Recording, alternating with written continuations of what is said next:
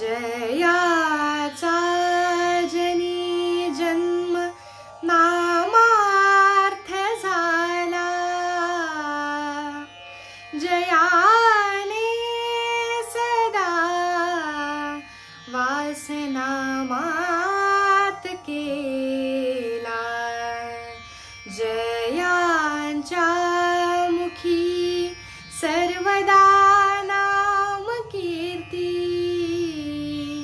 नमस्कार या ब्रह्मचैतन्य मूर्ती. तुझी हास्य मुद्रा नयनी दिसू दे, तुझे नाम हे प्रेम हृदयी वसू दे. जया वाट चैतन्य ब्रह्मा मिळावे, तेणे दत्ता भय्यांसी नित ते स्मरावे.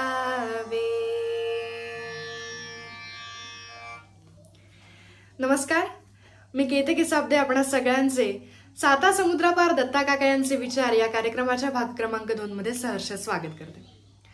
कालच्या भागामध्ये आपण जे लोक परदेशामध्ये राहत आहेत आणि तरीही काकांच्या विचारांशी कनेक्टेड आहेत अशा सर्व मंडळींकडून काकांनी त्यांना दिलेले विचार आणि त्यांना ते विचार कसे मार्गदर्शक ठरले हे आपण कालच्या भागामधून ऐकलं. आजही आपल्यासोबत काही मंडळी जॉईन झाली आहेत की जे आपल्यासमोर काकांनी त्यांना कसं घडवलं आणि काकांच्या विचारांचा त्यांना तिकडल्या वातावरणाशी जुळून घेताना कसा फायदा झाला हे आज आपण या मंडळींकडून जाणून घेणार आहोत. कारण काका नेहमी म्हणतात, even if race is at the bottom, so be ready to rise above the crowd and be the star.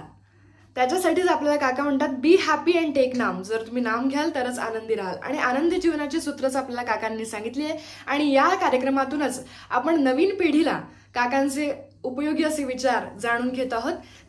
जे आज आपल्यासोबत कनेक्ट झाले आहेत त्या सर्व वक्त्यांचे सुद्धा मी कार्यक्रमामध्ये खूप मनापासून स्वागत करते. तर आजचा भाग आपण सुरू करूयात आणि त्यासाठी मी सर्वप्रथम अनुभव कथनासाठी आमंत्रित करते अपर्णा मानकर झाडेताई. अपर्णाताई या म्हणजेच नागपूर येथील मानकर काकू यांच्या कन्या आहेत. त्यांचे मूळचे गाव हे नागपूर आहे आणि मानकर काकू ह्या आपल्या सगळ्यांना सुपरिचित आहेत आणि परमपूज्य काकांवर असणारी त्यांची श्रद्धा ही सगळी आपण त्यांच्या अनुभव कथनातून मागच्या एपिसोडमध्ये ऐकलेलीच आहेत. मागच्या कार्यक्रमामध्ये आपण मानकर काकू यांचे अनुभव कथन ऐकले आहेत. जर कोणी मिस केलं असेल तर ते जरूर तुम्ही प्लेलिस्ट चेक करू शकता. अपर्णाताई यांना सुद्धा दत्ता काका यांचा खूप सहवास लाभलेला आहे आणि त्यांचे सध्याचे वास्तव्य हे कॅलिगरी अल्बर्टा कॅनडा येथे आहे आणि त्या प्री स्कूल टीचर म्हणून सध्या कार्यरत आहे. तर जास्त वेळ न घेता आपण अपर्णाताई यांच्याकडूनच जाणून घेऊयात परमपूज्य दत्ता काका यांचे विचार आणि आमंत्रित करते अपर्णाताई झाडे. धन्यवाद. गुरुर्ब्रह्मा गुरुर्विष्णू गुरुर्देवो महेश्वरा, गुरु साक्षात परब्रह्मा, तस्मै श्री गुरवे नमः. तस्मै श्री गुरवे नमः. तस्मै श्री गुरवे नमः. श्रीराम जय राम जय जय राम. नमस्कार, मी अपर्णा झाडे, मूळची नागपूरची आणि आता मी अनंता आणि आमची 2 मुलं वेद आणि श्रीश आम्ही कॅल्गरी अल्बर्टा कॅनडामध्ये सध्या वास्तव्याला आहोत आणि इथे स्थायिक झालेलो आहोत. आणि अजून एक माझी ओळख करून द्यायची म्हणजे मी मूळची अपर्णा मानकर. तर मायाताई मानकर हे नाव तुमच्या ओळखीचं असेल असं मी समजते आणि त्यांची मी मुलगी. तर सगळ्यात महत्त्वाचं म्हणजे दत्ता काकांबद्दल मला बोलण्याची संधी मिळाली हे खरंच माझं खूप मोठं सौभाग्य आहे. कारण की त्यांच्याबद्दल बोलण्याची माझी पात्रता पण नाही आणि तेवढं खरंच नामस्मरण पण नाही. पण भाग्य मात्र नक्की आहेच की दत्ता काकांसारखे गुरु, त्यांचं मला दर्शन झालं, असे गुरु लाभले. आणि त्याचं श्रेय तर जातं आईला. आईची पुण्याई एवढी मोठी, बाबांची पुण्याई एवढी मोठी की आमच्या घराला अनेक संतांचे चरण लागले आणि त्यातलं शिरोमणी म्हणजे दत्ता काका, त्यांची भेट झाली. हे खरंच आईबाबांच्या पुण्यामुळेच घडलं. आणि जेव्हा दत्ता काका आयुष्यात आले तेव्हा मी फार लहान होते आणि जवळपास 10 वर्षांची मी असेल तेव्हा, किंवा कमी पण असेल. तर त्यावेळेस कुठे माहिती होतं गुरु काय असतं, गुरु कशाला म्हणतात, गुरु का करावे, ह्या सगळ्या गोष्टींचा खरंच गंध नव्हता. बालपण होतं, ते खेळण्याचे दिवस होते.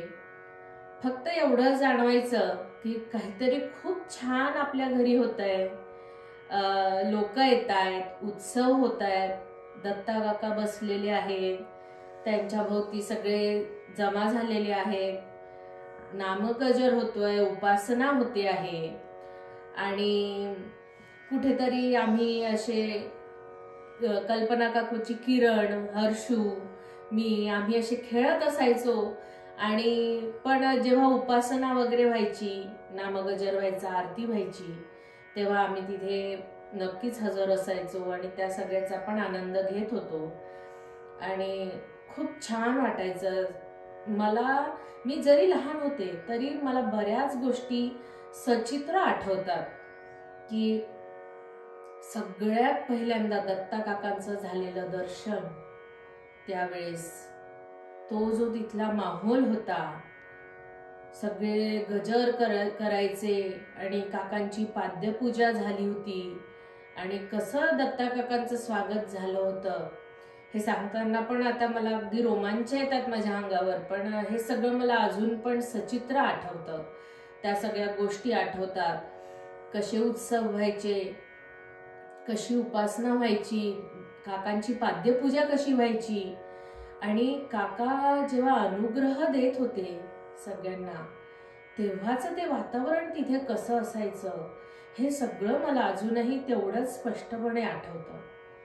आणि एवढं सगळं त्या गोष्टींचा अनुभव मी लहानपणी घेतला, हे खरंच माझं भाग्य आहे आणि खूप खूप आधार देणारी ही गोष्ट आहे. तर गुरु म्हणजे काय हे मला अजूनही, म्हणजे गुरुंनी माझ्या अगदी साध्या शब्दात मी सांगेल की ज्यांच्यामुळे सतत मनामध्ये कुणीतरी आपल्या जवळ पाठीशी आहे ही भावना असणे म्हणजे गुरु, असं मला वाटतं.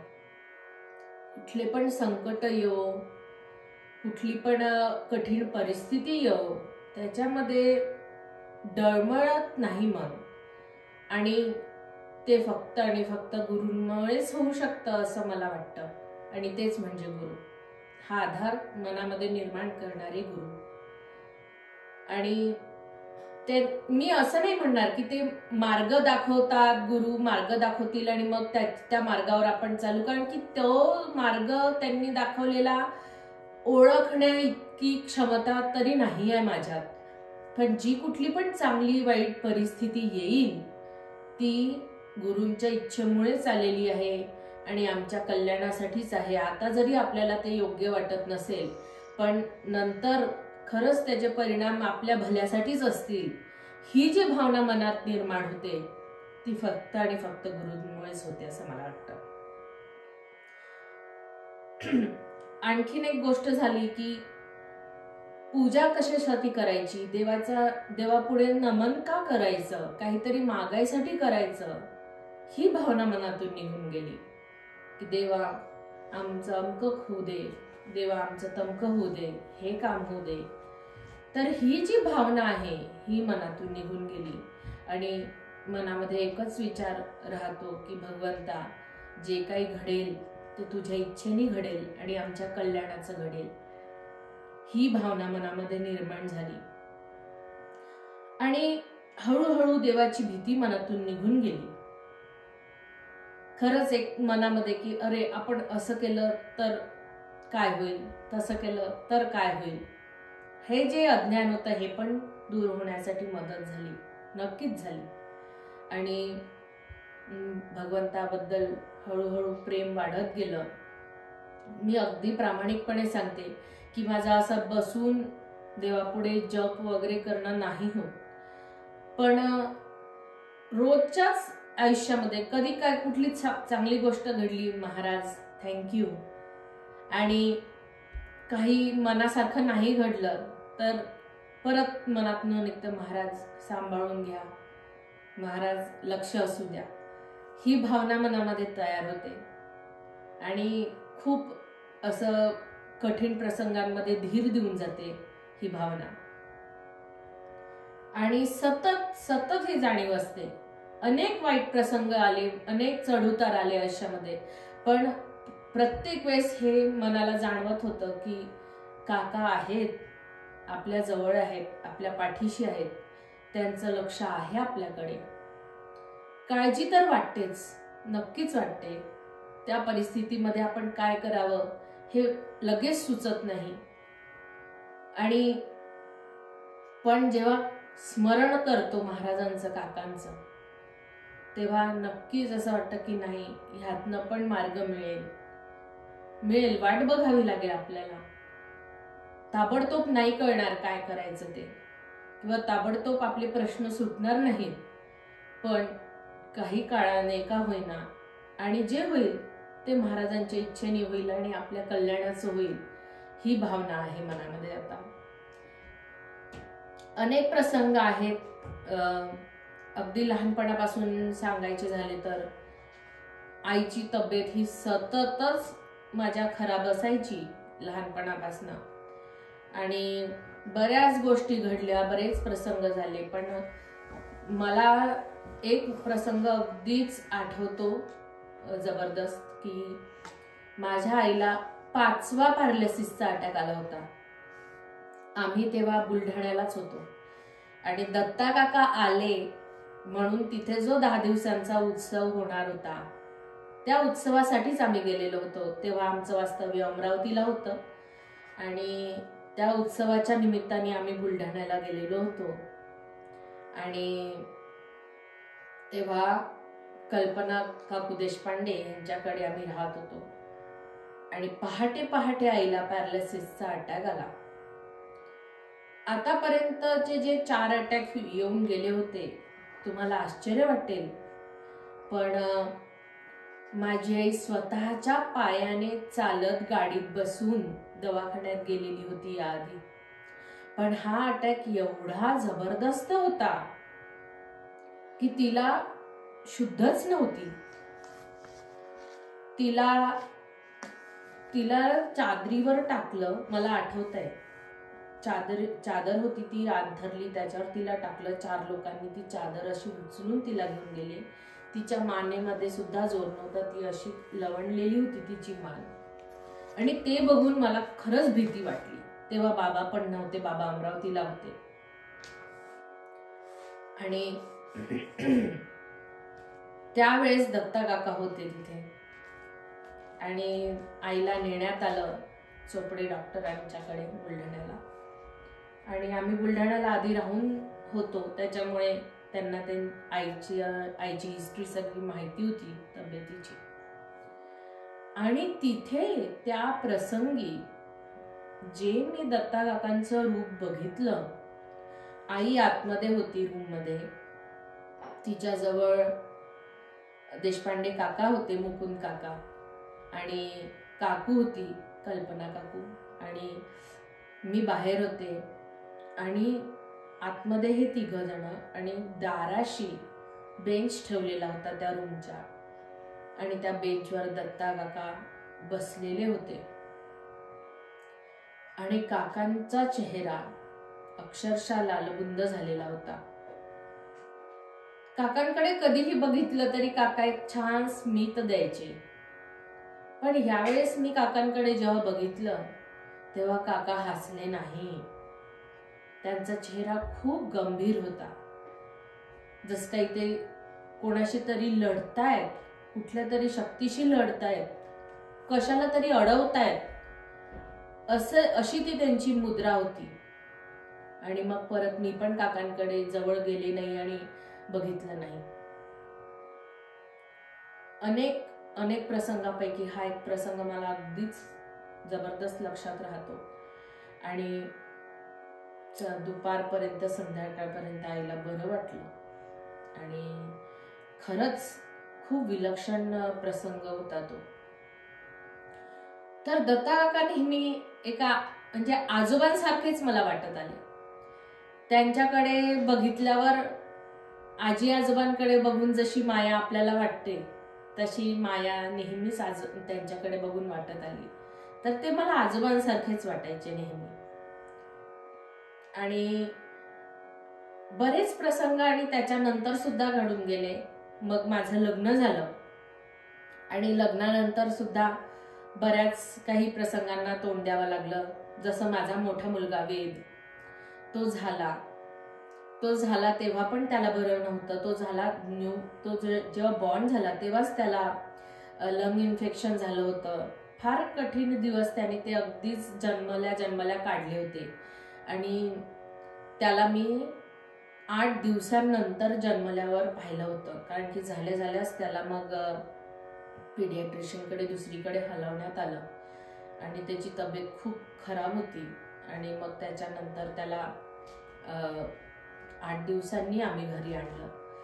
तर हा प्रसंग झाला. त्यावेळेस आई मला नेहमी सांगते कशी ती दत्ता काकांना प्रार्थना करत होती. आणि काकांनी पण सांगितलं होतं काळजी करायची नाही म्हणून.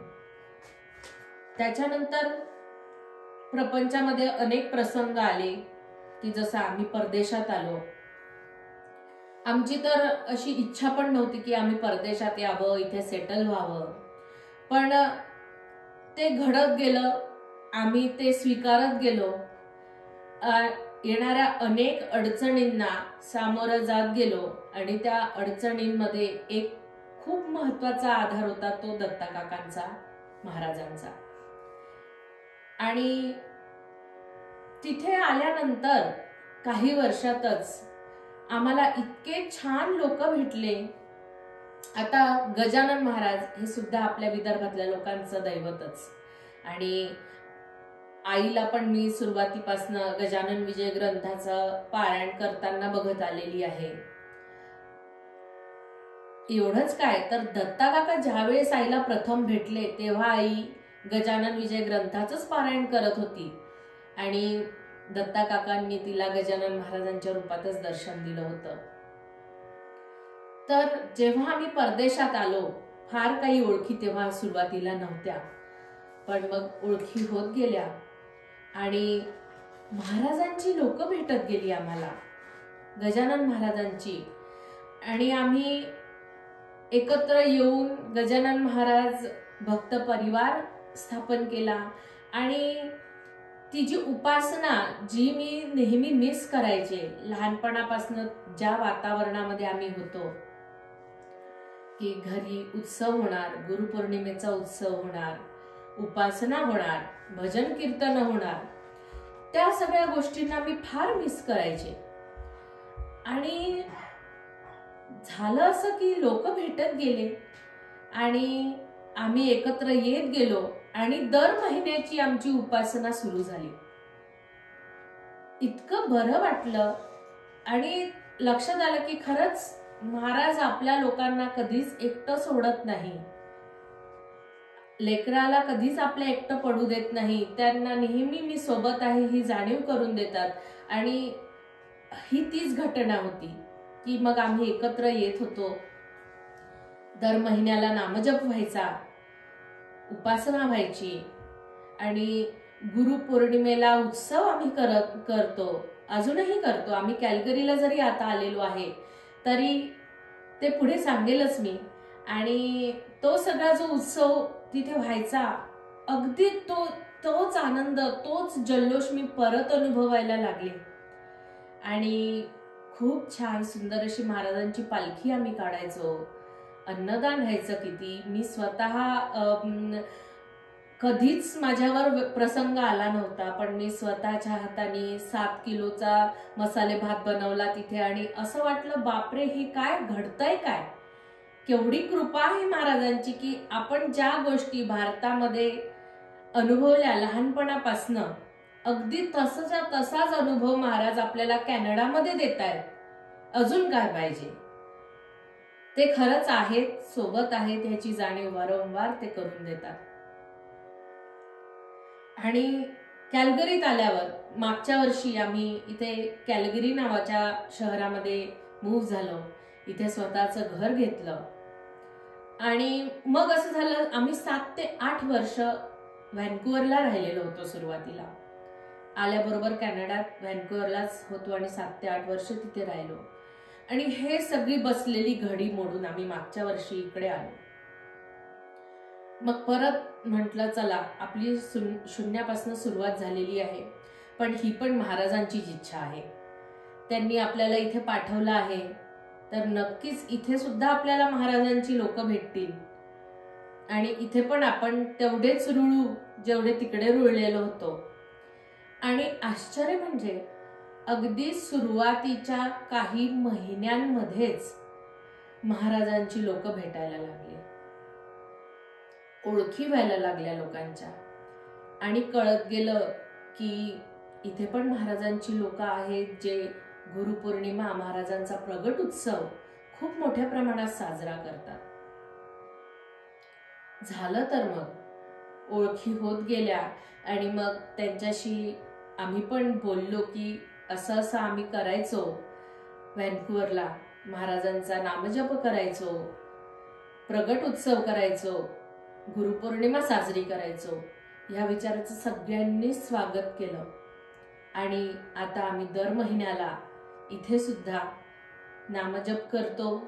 महाराजांचा प्रगट उत्सव गेल्या वर्षी खूप सुंदर, खूप मोठ्या प्रमाणात साजरा झाला. आणि त्याचा एक भाग म्हणून आम्हाला त्याच्यात सहभागी होता आलं. खूप बरं वाटलं. एक प्रसंग सांगते. माझी एक मैत्रीण, आता ती सध्या परत भारतामध्ये सेटल झाली, तिची ओळख झाली. आणि मग ती आम्ही जेव्हा भजनं वगैरे म्हणायचो, आम्ही जेव्हा नामजप करायचो, तेव्हा आम्ही भजनं सुद्धा म्हणतो. आणि तिने भजन म्हटलं. ते भजन मी लहानपणी जेव्हा दत्ता काकांचा उत्सव असायचा, त्या उत्सवामध्ये ते भजन मी ऐकलेलं होतं. आणि ते भजन तिच्या तोंडून मी त्या दिवशी ऐकलं. आणि जेव्हा आपण उत्सव करतो आणि पावल्या वगैरे खेळतो, फुगड्या वगैरे खेळतो पालखीच्या पुढे महाराजांच्या, तेव्हा ते भजन तिने म्हटलं, ते म्हणायचो आपण, तेच भजन तिने म्हटलं. आणि मला एकदम असं झालं की अगं, तू हे भजन कुठे ऐकलंस? आणि ती म्हणाली, अगं, आमच्याकडे, मी चंद्रपूरला राहत होती लहान असताना, आणि तिथे एक आमचे शेजारी गृहस्थ राहत होते. त्यांच्या घरी दत्ता काका आले होते आणि तिथे हे ते भजन त्यांनी म्हटलं होतं सगळ्यांनी मिळून. आणि तेव्हा मला ते भजन कळलं आणि मी तेव्हापासून ते भजन म्हणते आहे. मला आत्ता अगदी या क्षणाला ते भजन आठवत नाही आहे. रामाचंच भजन आहे. पावल्या खेळताना म्हणा किंवा फुगडी घालताना तेव्हा ते भजन म्हटलं जातं. तर कशी लिंक लागते नाही का? बरोबर भेटी घडून येतात आणि अजून अजून मनामध्ये ते विचार रुजत जातात. महाराजांबद्दल श्रद्धा वाढत जाते. आणि की खरंच कुठे जगाच्या कुठल्याही कोपऱ्यात आपण असे ना का, महाराजांची लोक आहेत आणि ती आपल्याला बरोबर अशी येऊन भेटतात. खरंच त्यांची खूप मोठी कृपा आहे. काका सतत आमच्या सोबत आहेत, जवळ आहेत आणि त्यांची कृपा आम्हा सगळ्यांवर आहे, बरसत आहे. त्यांचा आशीर्वाद आमच्यावर बरसतोय, ही भावना सतत मनात अशीच कायम राहील, नेहमी राहील. महाराज म्हणतात, जेथे नाम तेथे माझे प्राण, ही सांभाळावी खुण. खरंच महाराज तुम्ही आहात आणि ते अक्षरशः जाणवतं. माझी एक सवय आहे छोटीशी, घरातून निघताना सुद्धा महाराज येते बरं का, मी येते असं मी नेहमी म्हणते. आणि जसं काही कोणीतरी घरात आहे मोठी व्यक्ती, आणि जेव्हा परत येते तेव्हा सुद्धा आल्याबरोबर दृष्टी जाते माझी देवघराकडे, महाराजांकडे, आणि आली बरं मी, असं मी नेहमी महाराजांना सांगत असते. हा जो विश्वास आहे की गुरूंवर सोपवलं की सगळं व्यवस्थितच होणार, नाही मनासारखं झालं तरी आपल्या भल्याचंच होणार, हा जो विश्वास आहे तो गुरूंमुळे आहे, दत्तकाकांमुळे आहे, गजानन महाराजांमुळे आहे, आणि तो कायम असाच राहील. जशी आई बाळाला आपल्या अंगाखांद्यावर खेळवत असते आणि बाळाला माहिती असतं आपण आईच्या सोबत आहे, आई आपल्याला पडू देणार नाही. आपण किती पण उड्या मारल्या आईच्या अंगावर, किती पण कसंही वाकडं तिकडं खेळलो तरी आई आपल्याला सांभाळूनच घेईल, ती पडू देणार नाही. अगदी हाच विश्वास माझ्या मनात आहे.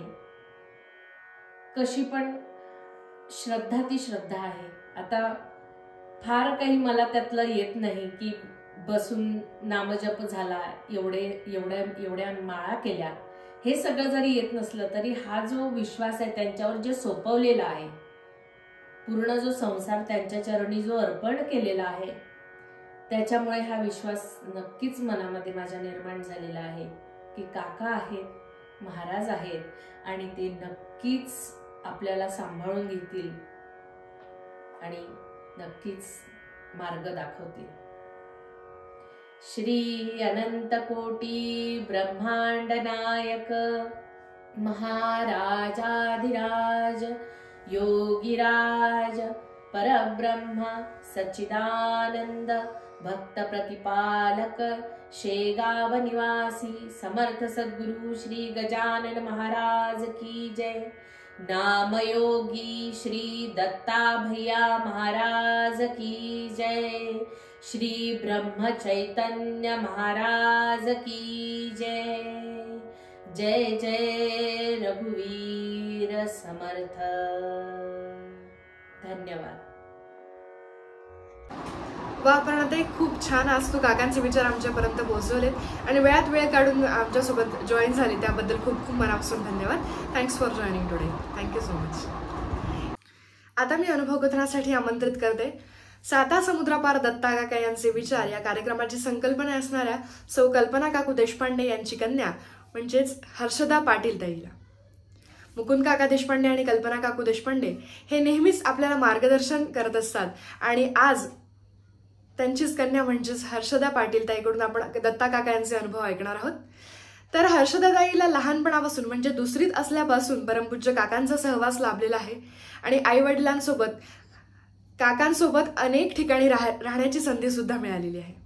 काकांचे मार्गदर्शन सुद्धा तिला लाभलेलं आहे आणि घरातूनच नामजप उपासना याचं प्रेम तिला मिळालेलं आहे आणि त्याचं महत्त्व तिला समजलेलं असल्यामुळे परदेशात म्हणजे जपानमध्ये सुद्धा तिने भजनाची उपासना सुरू केली आहे आणि अनेक कुटुंब तिला जोडले गेली आहेत. त्याचप्रमाणे तिला काकांच्या विचारांमुळे खूप फायदा झाला आहे. हर्षदाताईचे वास्तव्य सध्या जपान येथे आहे आणि आपण तिच्याचकडून जाणून घेऊयात की परमपूज्य काका यांच्या विचारांचा तिला कसा फायदा झाला आणि काकांनी तिला कसं घडवलं. आमंत्रित करते हर्षदा पाटील ताईला. गुरुर् ब्रह्मा गुरुर्विष्णू गुरुदेवो महेश्वरा गुरु साक्षात परब्रह्म तस्मै श्री गुरवे नमः. मी हर्षदा अभिजित पाटील, सौ कल्पना देशपांडे व श्री मुकुंद देशपांडे यांची मुलगी, गेले 12 वर्ष जपानला असते आणि काकांची शिकवण व त्यांचे विचार कशा प्रकारे जपानला राहून सत्कर्म करत प्रपंच व परमार्थ कसा करता येईल याच्यासाठी नेहमीच गाईड करतात. तर तेच मी तुमच्यासमोर सगळ्यांसमोर माझे काही विचार मांडणार आहे. दत्ता काकांशी मी भेटले व माझा अनुग्रह झाला तेव्हा मी 2ऱ्या-3ऱ्या वर्गात होते. दत्ता काकांना मुलांकडून उपासना तर आहेच, सोबत अभ्यास करावा, निरनिराळ्या भाषा शिकाव्या व इंग्लिश भाषेवर पण प्रभुत्व असावे हे ह्याच्यावर त्याचा नेहमीच भर असायचा. आणि त्यामुळे आमचं इंग्लिश बुलढाण्यात राहत असल्याने इंग्लिश इम्प्रूव्ह होण्यासाठी काकांनी तेव्हा मला ऑक्सफर्ड व चाऊस डिक्शनरी आम्हाला असे गिफ्ट केलेले. त्याचबरोबर एव्हरीडे उपासना पण किती गरजेची आहे की तुमच्या एव्हरीडेच्या शेड्यूलमधून थोडा वेळ उपासना आणि जपासाठी काढावा, हे पण खूप इम्पॉर्टंट आहे असं नेहमी काका म्हणायचे. आणि खरंच आहेत. आजकाल मुलांना जेव्हा एन्झायटी, डिप्रेशन किंवा अँगर इश्यूज असतात तेव्हा डोळे बंद करून ध्यान करणे, मेडिटेशन करणे हेच तर सगळीकडे सांगितलं जातं. इव्हन जापानमध्ये वगैरे, अमेरिकेमध्ये मेडिटेशन, रिलॅक्सेशन ह्या गोष्टींना पण आजकाल भरपूर भर दिलं जातं आणि हे आपल्या अध्यात्मात आहेच हिंदू संस्कृतीनुसार. तसेच नागपूरला जेव्हा आम्ही शिकायला होतो तेव्हा काका मला आणि किरणला म्हणाले की तुम्ही सोमवार बुधवारच्या उपासनेला माधवनगरला येत जा. तेव्हा मी आणि किरण म्हणालो की काका संध्याकाळी खूप उशीर होतो नाही. तेव्हा काका आम्हाला म्हणाले की संध्याकाळी 6 to 9च्या मूवीच्या शोला तुम्ही जाता ना, मग तेव्हा हा लेट होतोय वगैरे विचार तुम्ही करत नाही. तर अशामुळे तुम्ही पण उपासनेलाही यायचं. 6 to 9च्या मूवीच्या शोला जर तुम्ही जाता तेव्हा तुमच्याकडे आता गाडी आहे, सगळं आहे, तर आठवड्यातून 2 दिवस उपासनेला यायचंच. तर मग आम्ही उपासनेला येणं सुरुवात केली आणि तेव्हा मला कळलं की 1-2 महिन्यानंतर जेव्हा सगळ्यांशी भेट झाली, सगळ्यांशी ओळख झाली आणि त्यानंतर कधीच नागपूर आम्हाला परकं वाटलं नाही. सतत कोणी ना कोणी आम्हाला मदतीला असायचं आणि जेव्हा पण फेस्टिवल्स असायचं तेव्हा पण आम्हाला कधी एकटं तिथे वाटायचं नाही. तर त्यामुळे हाच विचार करून आम्ही जपानला पण उपासना सुरू केली होती जेव्हा इथे खूप लोक राहायचे तेव्हा. आणि तेव्हा आम्ही सुरुवातीला विचार केला की 20 मिनिटच उपासना ठरवू आपण आणि तेवढ्यानी जर लोक कंटाळले तर, असं आम्ही तेव्हा विचार केला. पण नंतर ती 20 मिनिटाची उपासना कधी 1 तास झाली, कधी 1.5 तास झाली हे कळायचंच नाही. लोक आनंदाने भजनं म्हणायची, भजनं प्रिपेअर करायची, लहान मुलं पण श्लोक वगैरे प्रिपेअर करून यायची सगळ्यांसमोर म्हणण्यासाठी. आणि त्या उपासनेच्या माध्यमातून एक असं प्रेमळ कुटुंब आमचं तयार झालं. नंतर ते सगळे आम्हाला सहकार्य करायचं. आम्ही एकामेकांना, कोणी आजारी पडलं तर त्यांना डब्बे देणं. म्हणजे जपानला जेव्हा आपण एकटं राहतो तेव्हा असं कोणी असलेलं तेव्हा खूप इम्पॉर्टंट असतं ती कोणाची मदत असणे. तर उपासनेमुळे खूप लोक मदतीने आणि अजूनही काही लोक सोडून इंडियात गेलीत तर ते अजूनही आमच्या कॉन्टॅक्टमध्ये आहे इतकी वर्ष झाले तरी. तर असे भरपूर अनुभव आणि सांगायचे आहेत. तसेच मला माझ्या 12वीच्या एक्झामबद्दलचा पण एक अनुभव सांगायचा आहे की मी 12वीमध्ये असताना मला फिजिक्स आणि बायो हे 2 पेपर थोडे टफ गेलेले, 2 सब्जेक्ट्स. पण माझे ते फेवरेट सब्जेक्ट होते त्यामुळे मी अभ्यास फ्रॉम द फर्स्ट डे मी अभ्यास केलेला होता आणि हे 2 मला इझी जायचे. पण त्या वर्षी पेपर कठीण आल्यामुळे ते 2 सब्जेक्ट्स मला खूप टफ गेले ते पेपर्स. तर मला भयंकर टेन्शन आलेलं.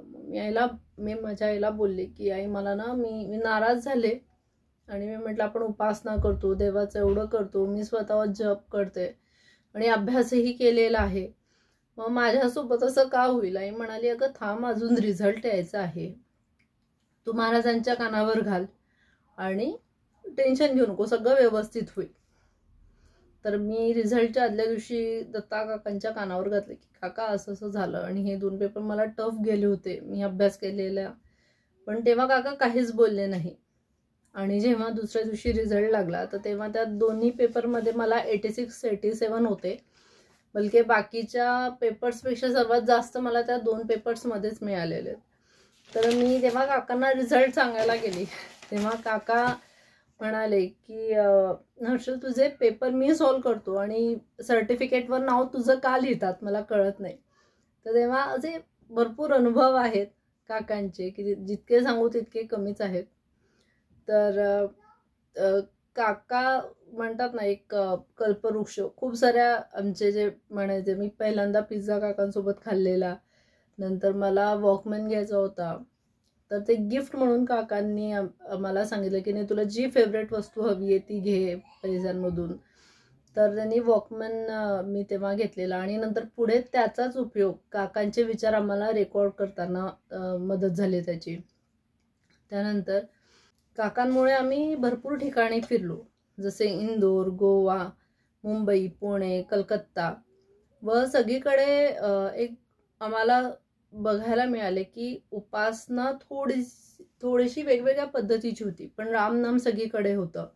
नंतर सगळीकडे उपासना मंडळातली सगळी लोकांची दत्ताकांवर अतोनात प्रेम होते व सगळे निस्सीमपणे भक्त होते, जप करत होते आणि सगळी आनंदी राहायचे. सगळे अगदी हसतमुख आणि सगळ्यांना अतिशय अगत्य होतं. म्हणजे जेव्हा आम्हाला दत्ताकांनी पाठवलं आहे हे आम्ही जेव्हा त्यांना सांगितले तेव्हा त्यांनी इतके प्रेमाने आमचे अगत्य पुरवले सगळ्यांनी की म्हणजे कोणी आपल्या घरी खरंच येतं तेव्हा 7-8 दिवस कोणी पाहुणे येत आहे हे म्हटल्यावर आपल्याला थोडं टेन्शन येतं. पण तिथे आम्ही इतके घरं फिरलो, पण तिथे नुसतं आम्ही पूर्ण दिवस प्रेम, नाम, काकांचे अनुभव आणि आनंद एवढेच आम्हाला अनुभवायला भेटले. म्हणजे याने कळले की संत कसे लोक जोडतात आणि हे विश्वची माझे घर ही टर्म प्रत्यक्ष आम्हाला तेव्हा अनुभवायला भेटली. मी माझ्या घरात लहानपणापासून माझ्या आईबाबांना नेहमी शांततेने प्रॉब्लेम सॉल्व्ह करताना बघितले आहे. म्हणजे प्रत्येक घरामध्ये काही ना काही छोट्या मोठ्या अडचणी येतात आणि त्या अडचणी कसे शांततेने ते सॉल्व्ह करायचे हे काकांमुळे. म्हणजे कधीच आमचं घरचं वातावरण कोणत्याच गोष्टींमुळे खराब झालेलं नाही. तर आता जेव्हा आम्ही मोठं झालो, संसारात पडलो, तेव्हा कळतं की किती प्रकारच्या अडचणी येतात. म्हणजे जपानला जेव्हा मी असते, एकटी असते, नंतर कोविडच्या वेळेस माझ्या डिलिव्हरीच्या वेळेस कोणी तेव्हा इथे नव्हतं, दवाखान्यात 7 दिवस पण मी एकटी होती. तेव्हा अभिजितला पण 7 डेज हॉस्पिटल व्हिजिट अलाउड नव्हती. म्हणजे ॲडमिट केलं, त्याच्यात 7 दिवसानंतर अभिजितने बाळाला आणि मला बघितलं. त्याच्या 7 दिवसामध्ये जे म्हणतात ना मानसिक बळ, तर एक मानसिक बळ आणि एक काळजी जी असते, ते बाळाची काळजी वगैरे हे काहीच वाटलं नाही. आणि मानसिक बळ फक्त काकांच्या उपासनेमुळे आम्हाला भेटलेलं आहे. आणि आताही कोणत्या अडचणी आल्या तर त्या फक्त महाराजांवर एक विश्वास असल्यामुळे की नाही सगळं व्यवस्थित होईल, हे एक विश्वास असल्याने सगळं अगदी आरामात पार पडलं जातं. आणि आता मला कळतं जेव्हा मोठा झाल्यावर की जेव्हा आपण आजूबाजूच्या लोकांचे प्रॉब्लेम्स ऐकतो, किती मोठ्या मोठ्या अडचणी असतात, पण महाराज अगदी असं आपल्या भोवती एक सुरक्षा कवच करतात की मोठ्या अडचणी आल्या तरी आपण त्याच्यातून आरामात बाहेर पडतो. आणि हेच विचारांमुळे मी पण माझ्या घरात उपासना आम्ही नेहमी करतो. म्हणजे आणि मुलांना पण मी ती उपासना करायला भाग पाडते. आणि सुरुवातीला मुलांना कठीण वाटायचं बसणं, पण आता असं झालंय की संध्याकाळ झाली आणि सपोज वेळ थोडीशी चुकली, 7:30चे 8 झाले, तर तेच रिमाइंड करतात, अगं आई आपली उपासना राहिली आहे ना आज, असं. म्हणजे आम्ही जर बाहेर फिरायला जरी गेलो असो 7-8 दिवस वगैरे, तरी पण आम्ही जेव्हा हॉटेलवर रिटर्न येतो दिवसभर फिरून, पण तीही उपासना आम्ही करतो. आणि मेन माझे हस्बंड सुद्धा एक आध्यात्मिक बॅकग्राऊंड मधले आहे. म्हणजे आपण आध्यात्मिक असलो की आपल्याला जो समोरचं कुटुंब भेटतं तेही त्याच्यात असल्यावर तर म्हणजे खूपच आमचे विचार जुळतात. आणि त्यामुळे अभिजितचा पण नेहमी सपोर्ट असतो. त्यामुळे आमच्या घरात समजा कोणतीही नवीन गोष्ट आली तर मुलं सुद्धा आता ती महाराजांसमोर ठेवतात. काही छान बनवलं असेल काही पदार्थ तर ते स्वतः पहिले महाराजांना देतात. तर या साऱ्या कित्येक गोष्टी कळत न कळत जे आध्यात्मिक संस्कार ते मुलांपर्यंतही पोहोचल्या जात आहेत. तर हे फक्त दत्ताकाकांमुळे पॉसिबल होतं की मोठ्या मोठ्या अडचणींना पण दत्ताकाकांनी आम्हाला धीर गांभीर्याने, घरातलं वातावरण खराब न होऊ देता, एकामेकांचा विचार करून कसा सॉल्व्ह करायचा हे त्यांनी आम्हाला शिकवलं आहे. आणि ते माझ्या आईबाबांपासून तर ते माझ्या मुलांपर्यंतही त्या शिकवणी आमच्या कामास येत आहेत. नंतर काकांचे अनेक विचार व अनुभव पुस्तकांच्या रूपाने आपल्याजवळ आहेच. आणि आपण हे विचार वाचायला हवे, ते पुस्तकं वाचायला हवे आणि त्याच्यातून भरपूर प्रश्नांची आपल्याला उत्तरं मिळतात.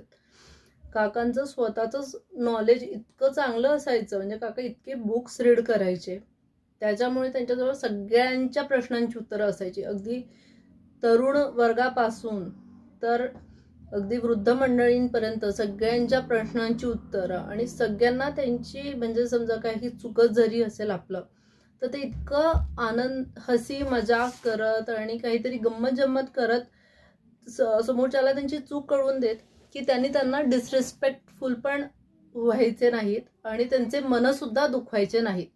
म्हणजे आपण एखादी गोष्ट फटकन बोलून देतो समोरच्याच्या मनाचा विचार न करता, पण ते एवढे मोठे संत असून त्यांनी दुसऱ्यांना उपदेश पण करताना अगदी त्याचा मनाचा विचार करून, हे सगळ्या खूप मोठ्या मोठ्या छोट्या छोट्या गोष्टी आहेत ज्या आपल्याला संतांकडून काकांमुळे शिकायला मिळतात आणि आपण ह्या आपल्या आचरणात आणायला हव्यात. आणि काकांचे जे विचार आहेत हे पुस्तकांच्या रूपाने आपल्याजवळ आहेत, तर ती आपण वाचायला हवेत.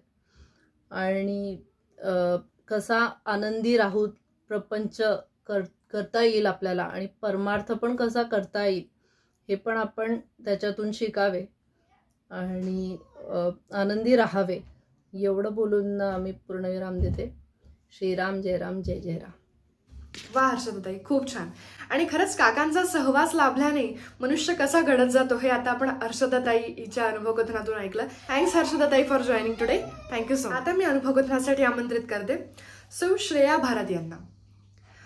श्रेया भारत या 2007 पासून यांचे वास्तव्य इंग्लंड येथे आहे. इंग्लंड येथील रीडिंगला ते राहतात आणि त्यांचे मिस्टर कौस्तुभ भारत आणि श्रेया भारत हे दोघेही IT कंपनीमध्ये कार्यरत आहेत. श्रेयाताई ह्या घरी लहान मुलांसाठी गायनाचे क्लासेस घेतात आणि स्वतंत्र शास्त्रीय गायनाचे कार्यक्रम सुद्धा सादर करतात. लहानपणापासूनच त्यांना काकांचा सहवास लाभलेला आहे. 2007 मध्ये दत्तपरमपूज्य काकांचा अनुग्रह त्यांनी घेतला आणि त्यांच्या जीवनामध्ये काकांच्या विचारांनी कसा फायदा झाला हे आपण आता त्यांच्याकडून ऐकूयात. आमंत्रित करते सौ श्रेया भारत यांना. श्रीराम समर्थ. जयाच्या मुखी सर्वदा राम नाम, नयनी जयाचे असे नाम प्रेम, जयाच्या दर्शनाने होतसे नाम स्फूर्ती, नमस्कार त्या दत्त चैतन्य मूर्ती. नमस्कार, मी श्रेया कौस्तुभ भारत आणि पूर्वाश्रमीची सिद्धी दिलीप देशपांडे. माझं लग्न झाल्यापासून म्हणजे 2007 पासून मी माझे मिस्टर कौस्तुभ भारत आणि माझी 15 वर्षाची मुलगी आरोही, आम्ही असे तिघेजणे इंग्लंडमध्ये वास्तव्यास आहोत. मी एका सॉफ्टवेअर कंपनीमध्ये कार्यरत पण आहे. माझं माहेर नागपूरचं असून माझे आई वडील डॉक्टर सौप्राची व डॉक्टर दिलीप देशपांडे हे नागपूरच्या कॉलेजमध्येच प्राध्यापक असल्याने माझ्या जन्मापासून माझं सगळं शालेय शिक्षण, महाविद्यालयीन शिक्षण हे नागपुरातच झालं. माझी आई, माझी आजी, माझी पणजी आजी हे पूर्वीपासूनच श्री दत्ता काका जेव्हा चिखलीला राहत होते तेव्हापासूनच त्यांना ओळखत होते. आणि नंतर तर श्री दत्ता काकांच्या मोठ्या वहिनी श्रीमती रजनी कुलकर्णी, ज्या सध्या माधवनगर येथे राहतात, त्या माझ्या आईची सख्खी मोठी आत्या असल्याने नंतर कुलकर्णी परिवाराच्या ओळखीचे रूपांतर नात्यात झाले. त्यामुळे फार पूर्वीपासूनच श्री ब्रह्मचैतन्य महाराज, श्री दत्ता काकांच्या विचारांचा प्रभाव हा आमच्यावरही होताच. आणि त्यामुळे गुरुपौर्णिमा, जन्मोत्सव, थोरल्या महाराजांची पुण्यतिथी उत्सव, चातुर्मास समाप्ती यासारख्या कार्यक्रमांना इतरांसोबत मी पण जात असे. तिथे इतरांसोबत खेळत असे. पण त्या काळात मात्र हे महाराज किंवा त्यांचे विचार वगैरे काही कळत नव्हते, कारण मी फार तर फार 4-5 वर्षांची वगैरे असेल. आणि नंतरच्या काळात शाळा, कॉलेज, क्लासेस, परीक्षा यामुळे संपर्क जरा कमी झाला होता. पण नंतर म्हणजे मला वाटतं साधारणतः 2000 नंतर वगैरे श्री दत्ता काका रिटायर्ड झाल्यावर वारंवार नागपूरला येऊ लागले आणि त्यामुळे त्यांच्या भेटीचे व दर्शनाचे योग भरपूर झालेत. आणि मग आता त्यांचे विचार ऐकू लागलो, पुस्तके वाचू लागलो, यातूनच पुढे आवड निर्माण झाली. एकदा श्री दत्ताकाका नागपूरला माधवनगरला मुक्कामी होते. रात्री बऱ्याच उशिराने जेव्हा आम्हाला कळले की उद्या रविवारला श्री दत्ताकाका सकाळी अनुग्रह देणार आहेत, तेव्हा त्या तयारीने मी, माझा लहान भाऊ संकल्प, त्यालाही मंत्र घ्यायचा होता, आणि आई तिथे गेलो. तेव्हा श्री काका म्हणाले की तुम्हा दोघांना गुरुमंत्र घेताना सुरुवातीला आई वडिलांची अनुमती घ्यावी लागते. म्हणून मग लागलीच आम्ही आमच्या बाबांना बोलावून घेतले आणि मग आम्ही तिघांनी पण एकाच वेळेस दत्ताकाकांचा अनुग्रह घेतला. त्यांनी आम्हाला माळ दिली आणि आता यापुढे आपण आपल्या यशस्वी जीवनासाठी कोणत्या गोष्टींचे पालन केले पाहिजे ते अत्यंत साध्या, सोप्या आणि सहज शब्दात सांगितले. तेव्हा तर असं वाटलं की हे तर सगळं माझ्याच भल्यासाठी सांगत आहेत आणि त्यासाठी फक्त श्रद्धेने दिवसातून 1 माळ किंवा 13 वेळा रामनामाचा मंत्र जपणे हे काहीच कठीण नाही. पण ही श्रद्धा निर्माण होणं आणि टिकवून ठेवणं यासाठी आता या परिवाराच्या संपर्कात राहणे गरजेचे वाटू लागले. आणि मग त्यातून हळूहळू पटू लागले की आपल्याला तर हा मंत्र सहज मिळाला, पण खरं तर हे तितकं सोपं नसतं. गुरुमंत्र म्हणजे महाशक्तीचा उगम आहे असं म्हणतात. कोणता भक्त हा कोणत्या सद्गुरूंकडनं अनुग्रह घेणार हे आधीच ठरलेले असते. म्हणूनच आपली योग्य वेळ आल्याशिवाय आपल्याला अनुग्रह मिळत नाही. गुरुमुखातून मिळालेला सिद्ध मंत्र म्हणजे परमेश्वराच्या पुण्यनिवासाच्या दिंडी दरवाजाची किल्ली होय आणि श्री गुरूंच्या हस्ते ती तुमच्यापर्यंत पोचविली जाते हे पटू लागले. आता गुरुमंत्राची किल्ली तर मिळाली, पण त्याच्या सहाय्याने आपलं जीवन यशस्वी कसं बनवायचं हे शोधत असतानाच काकांच्या मार्गदर्शनातून तयार झालेले स्वानंद सूत्र नावाचे एक छोटेसे पुस्तक हाती लागले.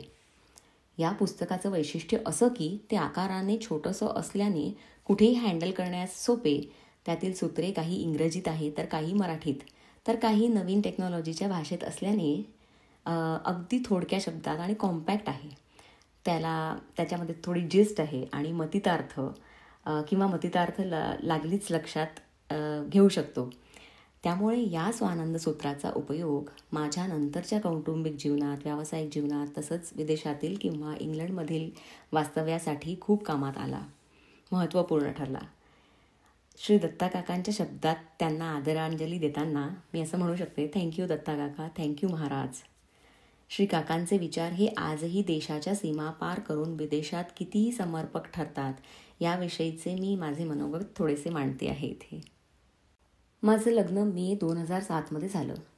तेव्हा माझे मिस्टर, कौस्तुभ, माझ्या सासूबाई, आई वडील असे आम्ही श्री दत्ताकाकांचे आशीर्वचन घेण्यासाठी गेलो असताना त्यांनी एक छोटेसे पुस्तक दिले आणि यशस्वी कौटुंबिक जीवनासाठी काही टिप्स आम्हाला दिल्या. जसं की एकमेकांवर विश्वास असला पाहिजे, ऑफिसमधून आल्यानंतर घरातील वातावरण हे हसरं आणि मोकळं असलं पाहिजे, म्हणून ऑफिसची कामे तिथेच संपवून घरी यावं आणि विदेशात तर तुम्ही दोघेच जण तिथे राहणार असल्याने तुम्हाला कामावरून यायला जर उशीर झाला तर हसतमुखाने घरातील कामाचे नियोजन करा आणि हे करताना फक्त थोडा वेळ श्रीरामनामाची किंवा अध्यात्माची जोड दिली तर मग इंग्लंडच काय, जगाच्या कुठल्याही पाठीवर आपल्या देशाचे संस्कार कायम राहतील. तेव्हा विदेशात जा आणि तिथे आपल्या संस्कृतीचा प्रचार करा. या आशीर्वादाप्रमाणेच आज UK महाराजांच्या पादुका आहेत, त्यांचे उत्सव होतात, उपासना होतात आणि काही ऑनलाईन कार्यक्रमांमुळे आता इथेही दूर राहत असलो तरी हॅपी क्लबच्या माध्यमातून आम्ही सतत संपर्कात असतो. आणि मुख्य म्हणजे हे कार्यक्रम अगदी आपल्या देशासारखेच होत असल्याने आपण विदेशात आहो याची जाणीवही बरेचदा होत नाही. त्याचं कारण या कार्यक्रमाची मांडणी, कार्यक्रमातील उपक्रम, नामजप साखळी, महाप्रसाद, पालखी हे सर्व आपल्या भारतामध्ये होत असल्याप्रमाणेच केले जाते. अर्थात यामध्ये आयोजकांचा फार मोठा सहभाग आहे आणि प्रत्यक्ष श्री महाराज तिथे आहेतच ही फार मोठी भावना आहे. आता श्री महाराज तिथे असताना सुद्धा आपल्याबरोबर कसे आहेत तर त्याची प्रार्थना स्वानंद सूत्राच्या पहिल्या पानावर दिलेली आहे. O Sadguru, do not go ahead of me because I may not follow you. O Sadguru, do not go behind me because I may not lead you. Please walk side by side and guide me. या भावनेनेच श्री महाराजांचा फार मोठा आधार असल्याने व त्यासोबतचे श्री सद्गुरू भक्तांची सोबत असल्याने इथे विदेशातही एकटेपण जाणवत नाही. श्री दत्ता काका स्वानंद सूत्रात सांगतात, प्रत्येकाने आपली आयडेंटिटी आपणच निर्माण करायला हवी. हे तत्त्व लक्षात घेऊन आपल्याला आपली ओळख ह्या देशात निर्माण करावयाची आहे. शिवाय आपल्यालाच आपल्या संस्कृतींची मर्यादा लक्षात घ्यायची आहे. या संभ्रमात असतानाच स्वानंद सूत्राचे पुस्तक उघडले तेव्हा असे दिसले की आपल्या कुटुंबात नवीन विचारांचे स्वागत करावे आणि बुरसटलेले विचार काढून टाकावेत. ही केवढी मोठी शिकवण काका सहजपणे देतात की ज्यामुळे श्री रामनाम घेता घेताच आपण नवीन जगाशी सुद्धा जोडले जातो.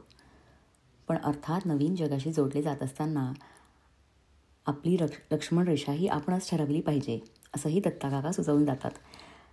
जेव्हा मी लग्न झाल्यानंतर पहिल्यांदाच लंडनला येण्यास निघाली तेव्हा सासर माहेरच्या मोठ्या व्यक्तींनी पण असाच सल्ला दिला की विदेशात जाते आहे तेव्हा तिथे सांभाळून राहा. दत्ता काकांचे सूत्र आणि मोठ्यांचा सल्ला याचा जेव्हा शांतपणे विचार केला तेव्हा लक्षात आले की आता आपल्यालाच आपल्या मर्यादा ठरवायच्या आहेत आणि त्यांचे पालनही करायचे आहेत. तर सर्वप्रथम तिथल्या वेळेशी, तिथल्या वातावरणाशी, हवामानाशी ॲडजस्ट करायला सुरुवात केली व त्यानुसार स्वतःची दिनचर्या पण ठरवून घेतली. तसंच कपडे आणि राहणीमानाच्या बाबतीतसुद्धा जसं धार्मिक प्रसंगी, सणावारी आम्ही 9 वारी 6 वारी असे साडी असे परिधान करतो आणि इथले पारंपरिक दागिने घालण्याची सुद्धा आम्ही सवय लावली. त्यामुळे आता हळूहळू आजूबाजूच्या व्यक्तीसुद्धा बरेचदा या गोष्टींचं पालन स्वेच्छेने व आवडीने करू लागल्या. परिणामतः गणेशोत्सव, दिवाळी, गुढीपाडवा हे सण तर आम्ही महाराष्ट्रात असल्यासारखेच साजरा करतो. बी हॅपी अँड टेक नाम या छोट्याशा मंत्रात काका यशस्वी जीवनाचे पूर्ण रहस्य सांगतात. पण त्याच वेळेस ते हेही सांगतात की प्रपंचात एव्हरीथिंग इज फेवरेबल असे पण असू शकत नाही. मग अशा वेळेस आपण काय करावे ते देखील काका सांगून जातात की ॲडजस्टमेंट, कॉम्प्रोमाइज अँड अंडरस्टँडिंग यांना कायम लक्षात ठेवावे. आणि तरीही जर आपल्याला निराशा आली तर काका सांगतात की काही गोष्टी न मिळणे हेच आपल्या हिताचे समजावे आणि मग नामस्मरण केल्याने हळूहळू पुष्कळचे प्रश्न सुटतात व न पटणाऱ्या गोष्टीही मग मनासारख्या वाटून मन आशावादाकडे झुकू लागते. अशा वेळेस मला नेहमी खट्टा मिठा या सिनेमातील अशोक कुमारचे एक गाणे आठवते. ते गाणं असं आहे, ये जीना है अंगूर का दाना, कुछ खट्टा है कुछ मीठा है, जितना खाया मीठा समजो, हाथ ना आया खट्टा है. अशा वेळेस आपली मरगळ दूर होऊन नव्या उमेदीने आपण ध्येय पूर्ण करण्याच्या मागे लागतो. म्हणजे एकाच छोट्याशा सूत्रामधून केवढा मोठा आशावाद दत्ता काका आपल्याला सांगून जातात. बरं, नुसता ते आशावाद निर्माण करतात असं नसून अनेक अडचणींमधून ते आपल्याला सहजपणे बाहेर काढतात. या संदर्भात कोरोना काळातील एक माझा अनुभव मला इथे शेअर करावासा वाटतो. एप्रिल 2021मधील कोरोनाच्या दुसऱ्या लाटेत माझे वडील नागपूरला 17 दिवस ICUमध्ये ॲडमिट होते आणि त्यांची तब्येत क्रिटिकल असल्याने मी लगेचच लंडन नागपूर वाया मुंबई असे फ्लाईट बुक केले. पण मुंबईला मात्र एअरपोर्टवर आल्यानंतर कळले की इथली परिस्थिती खूपच गंभीर असल्याने सर्वांनाच 15 दिवसांसाठी क्वारंटीन केले जात आहे. इकडे वडिलांची तब्येत जास्त आणि क्वारंटीन झाले तर आपण नागपूरला तरी पोचू की नाही ही भीती मनात असतानाच इमिग्रेशनसाठी जेव्हा माझा नंबर आला तेव्हा मी श्री दत्ता काकांना मनोमन नमस्कार केला आणि हे संकट दूर होण्यासाठी प्रार्थना केली. आणि खरं म्हणजे आश्चर्य असा झाला की माझ्याकडील सर्व डॉक्युमेंट्स पाहून आणि मी त्यांना सविस्तर वृत्तांत सांगितला आणि ते सगळं पाहून लगेच माझ्या पासपोर्टवर स्टॅम्पिंग झाले आणि मी नागपूरला पोचले. आणि श्री महाराजांची कृपा म्हणजे 15 दिवसात माझे वडील एकदम छान बरे होऊन घरी परतले. मग 15 दिवसानंतर मी जेव्हा परत लंडनला गेले तेव्हा तिथे हिथ्रो एअरपोर्टवर मला 17 दिवसांसाठी क्वारंटीन व्हावे लागले. तेव्हा आता हा कठीण काळ आपण कसा घालवायचा हा विचार करीत असतानाच मला दत्ता काकांच्या स्वानंद सूत्रातील एक वाक्य आठवले. ते म्हणजे पसाया दान करा, स्वतःचे सिलॅबस तयार करा आणि आचरणात आणा. या सूत्राने माझ्यातील भीती किंवा मरगळ दूर होऊन या काळाचा आपण चांगला उपयोग कसा करायचा या दृष्टीने मी विचार करू लागले. अनेक क्वारंटीन झालेल्या लोकांचे अनुभव वाचले. श्री महाराजांची पुस्तके वाचण्यासाठी सोबत घेतलेली होती. जप लिहिण्यासाठी सोबत त्यांची वही पण घेतली होती. नंतर अनेक शास्त्रीय संगीत व इतर काही भावगीतं, भक्तिगीतं यांचे ऑनलाईन व्हिडिओज बघितले. त्याचा रियाज केला. दररोज काही नवीन नातेवाईकांना, मित्रमैत्रिणींना फोन केले आणि त्यांची विचारपूस करू लागले. आणि पूर्णतः शांतता व एकांत असल्याने फावल्या वेळेत जप करू लागले व दिवसभर ऑनलाईन ऑफिसचे काम सुरूच होते. या दरम्यान सतत कोविडच्या टेस्ट होत असल्याने ती पण मनात खूप धास्तीच असायची. पण श्री महाराजांच्या सूत्रानुसार नियोजन व त्याचे पालन केल्याने त्या सर्व कार्यात श्री महाराज माझ्यासोबत आहेच, मी एकटी नाही असा विश्वास असल्याने व आमची कुलदेवता श्री तुळजाभवानीच्या आशीर्वादाने 17 दिवसांनंतर मी लंडनला माझ्या घरी पोचले. तेव्हा माझ्या तिथल्या सर्व मित्रमैत्रिणींनी या भयानक काळाचे वर्णन ऐकल्यानंतर तू कशी काय राहिलीस व इतके चांगले प्लॅनिंग करू शकलीस, तेव्हा मलाच स्वतःला पटले की हे धैर्य, हे साहस आणि हे नियोजन श्री महाराजांनीच माझ्याकडून करून घेतले होते. म्हणूनच मी मनोमन थँक्यू महाराज असे म्हणते. आता आजचे युग हे कम्प्युटरचे युग असल्याने याच कम्प्युटर लँग्वेजचा आधार घेऊन दत्ता काका युवा पिढीला अध्यात्माकडे वळवीत असत. ते म्हणत, कम्प्युटरसाठी पहिला शब्द आवश्यक असतो तो म्हणजे पासवर्ड. आता या पासवर्डसाठी सर्वात आधी काय चेक केलं जातं तर ते म्हणजे मदरबोर्डचा मेक आणि मॉडेल नंबर. आणि त्यानंतर चेक होतं ते म्हणजे रँडम ॲक्सेस मेमरी म्हणजे RAM, RAM. मग हाच तर आहे पासवर्ड भगवंताचा, राम. हा सदा सर्व काळ घेत राहा. भगवंताच्या कम्प्युटरमध्ये स्वानंदाचा प्रोग्राम आहे आणि सेल्फ हॅपीनेसचा त्याचा पासवर्ड आहे राम. आता हा दुसरा अर्थ माझ्या मुलीला समजावून सांगितल्यानंतर तिने मला विचारले की काय करायचे यासाठी. तेव्हा मी तिला सांगितलं की दररोज संध्याकाळी देवाजवळ श्लोक म्हणताना श्रीरामनामाचा 1 माळ जप करायचा. सुरुवातीला मी याकडे लक्ष देत असे, पण नंतर तिला स्वतःचेच महत्त्व पटल्याने ती स्वतःचा जप करत होती. आणि मी नागपूरवरून रामनामाची जपवही नेलेली होती. त्यामध्ये ती इंग्रजीत पण जप लिहू लागली. हे पाहून निश्चितच खात्री पटली की युवा पिढीला त्यांच्या भाषेत रामनामाचे महत्त्व पटवून सांगण्याचे श्री दत्ता काकांचे प्रयत्न आजही सार्थकी ठरत आहेत. आपले जीवन हसत खेळत जगण्यासाठी श्री दत्ता काकांचा एक संदेश मला फार मोलाचा वाटतो आणि त्याचे होईल तितके अनुकरण करण्याचा मी प्रयत्न करते. आणि तो म्हणजे if you laugh world will join you and if you weep you will be alone, so always be jolly. यासाठी ग्लोबल बँक ऑफ हॅपीनेसचे प्रत्येकाने शेअर होल्डर व्हावे. आता आजचा काळ हा शेअर मार्केट्सचा असल्याने त्यातही काका त्यांचा दाखला देऊन सांगतात की जॉय क्लबचे आपण शेअर होल्डर झालो तर आपल्या स्वतःचा आनंद आपण स्वतःच उपभोगू शकतो. त्यासाठी रामनामाचे संरक्षक वलय तयार करून नामस्मरण करताना प्रत्येक वेळी मी सुखी आहे हे स्वतःला सतत सांगण्याची गरज आहे. यातून आपल्यामध्ये व आपल्यासोबतच्या वातावरणात सुद्धा सकारात्मकता तयार होईल. श्री दत्ता काकांनी रामनामाच्या सानिध्यात आध्यात्मिकतेचा हा आनंदाचे डोही आनंद तरंग याप्रमाणे पूर्ण अनुभवला आहे आणि म्हणून ते आनंदी यात्री आहेतच. पण त्यांच्या साहित्यातून आचार, विचार, कृती, चिंतन यासोबतच आजच्यासारखे हे जे ऑनलाईन कार्यक्रम व यूट्यूबच्या माध्यमातून आपणही त्यांच्यासोबत आनंदी यात्री बनू शकतो. दत्ता काकांची आनंद यात्रा तर भव्य दिव्य आहेच, पण हळूहळू त्याचे स्वरूप विराट होऊन देशाच्या भौगोलिक सीमेच्या बाहेर जाऊन ते देशविदेशात पसरत चालले आहे. त्यांच्या वैश्विक गुरुपणाचे यश म्हणजे युवा पिढी त्यामध्ये अधिकाधिक सहभागी होत आहे व या राम नामाचा आनंद लुटत आहे. आणि म्हणूनच नामयोगी श्री दत्ता काकांच्या स्मृतींना उजाळा देताना पुन्हा पुन्हा असेच म्हणावेसे वाटते की असे देह माझा तुझे वसती स्थान, म्हणून स्फूर्ती मज नाम स्मरण, भरू दे आता रोम रोमी श्रीराम, दत्ता भैया तुम्हाला शतशः प्रणाम. नामयोगी श्री दत्ता भैया महाराज की जय. आयोजकांनी मला ही संधी दिल्याबद्दल त्यांचे आभार मानते. श्री दत्ता काकांनी माझ्या वाणीच्या रूपात मनोगत वदवून घेतले. त्यांच्या मी नेहमीच ऋणात राहीन. आणि आपल्या सर्वांना धन्यवाद देऊन मी श्रेया भारत माझे मनोगत संपविते. श्रीराम जय राम जय जय राम. श्रीराम समर्थ. वा, श्रेयाताई, खूप छान आज तुम्ही अनुभव कथन आमच्यासमोर सादर केलं आणि आमच्यासोबत जॉईन झालात त्याबद्दल खूप खूप मनापासून धन्यवाद. Thanks for joining today.